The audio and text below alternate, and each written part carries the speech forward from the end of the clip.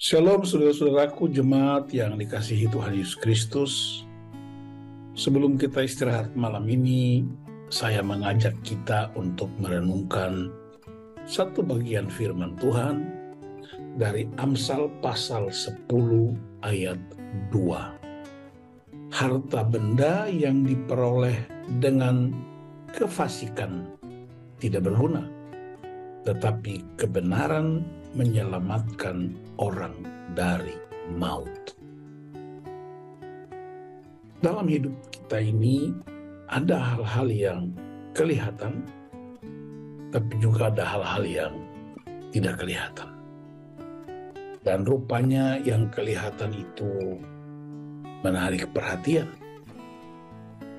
Tetapi seringkali orang tidak mengerti maknanya. Itu sebabnya selalu ada tolok ukur atau alat ukur untuk mengukur kehidupan dengan hal-hal yang kelihatan.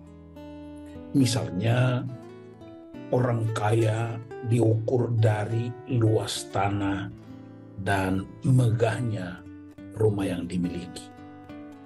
Orang sukses diukur dari besarnya pabrik dan banyaknya karyawan. Yang lebih parah lagi, orang baik seringkali diukur berdasarkan besarnya sumbangan atau sedekah yang diberikan. Bahkan yang lebih menyedihkan, orang pandai diukur dari deretan gelar-gelar di depan nama dan di belakang namanya. Bahkan orang saleh diukur dari seringnya datang ke tempat-tempat ibadah. Tetapi ada juga hal-hal yang tidak kelihatan tetapi punya kuasa yang amat luar biasa mengubah. Apa itu yang tidak kelihatan? Mental kita bertahan dalam situasi yang buruk sekalipun. Karakter kita menolong kita untuk berespons dengan benar. Iman kita memastikan kita berdiri kokoh. Kasih membuat kita sanggup membangun hubungan dengan benar. Pengharapan membuat kita tidak putus asa. Dan ada sejumlah hal yang tidak kelihatan, tapi sangat berdampak. Waktu tidak terlihat, kasih tidak terlihat, bahagia tidak terlihat, sukacita tidak terlihat, damai tidak terlihat, harapan tidak terlihat. Orang justru lebih mengutamakan hal-hal yang terlihat. Akibatnya menempuh berbagai cara, karena itulah tolok ukur yang menentukan keberhasilan atau kesuksesan.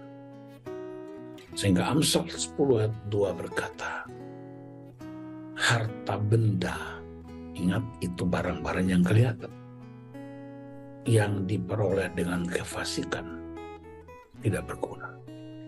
Kita tidak dilarang untuk memiliki harta benda, tapi yang amat berbahaya jika diperoleh dengan cara orang fasik. Orang fasik adalah orang yang tahu Tuhan, tapi nggak mau taat pada kehendak Tuhan.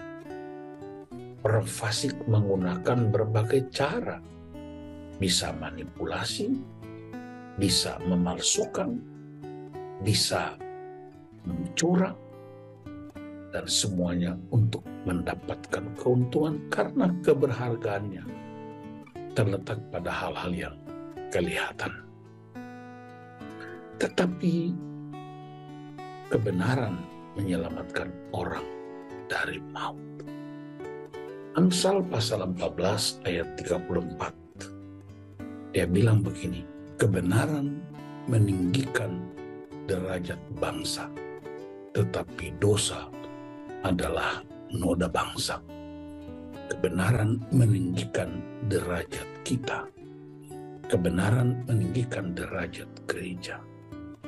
Tetapi dosa adalah noda bangsa. Karena itu saudara-saudaraku, mari kita periksa perjalanan hidup kita.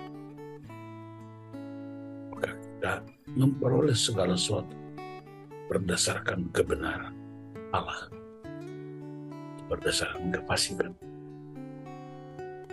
Kita yang tahu, Tuhan tahu, dan kita ambil keputusan hidup menurut kebenaran firman.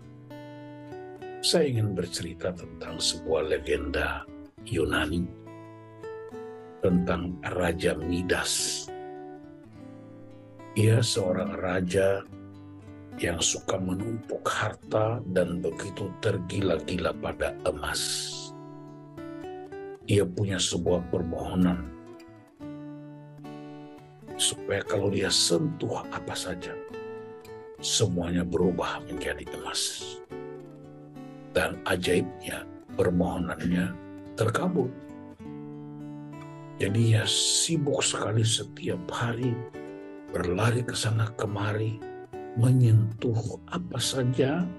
Di sana sini dia sentuh semua benda, dan semuanya berubah jadi emas. Begitu senangnya hati Raja Midas ini. Tetapi dia juga manusia. Suatu ketika dia lelah, dia beristirahat, karena dia merasa lapar.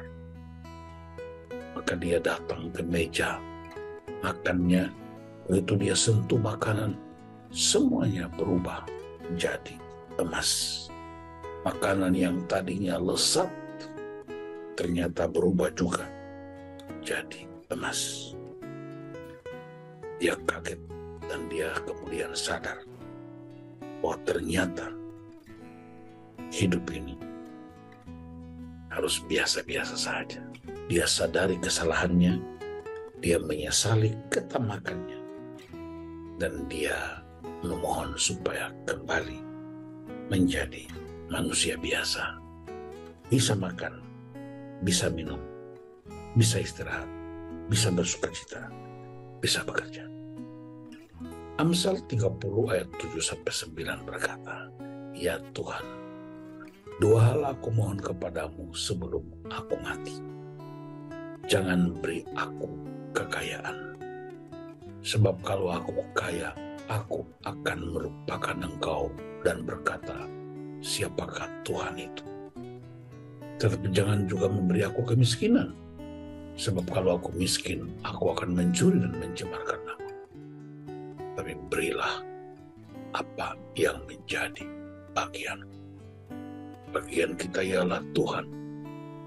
Bagian kita ialah potensi-potensi yang Tuhan taruh dalam hidup kita. Bagian kita ialah apa yang kita kerjakan dengan hati dan tangan kita. Tuhan Yesus memberkati dalam istirahat malam ini. Haleluya. Shalom.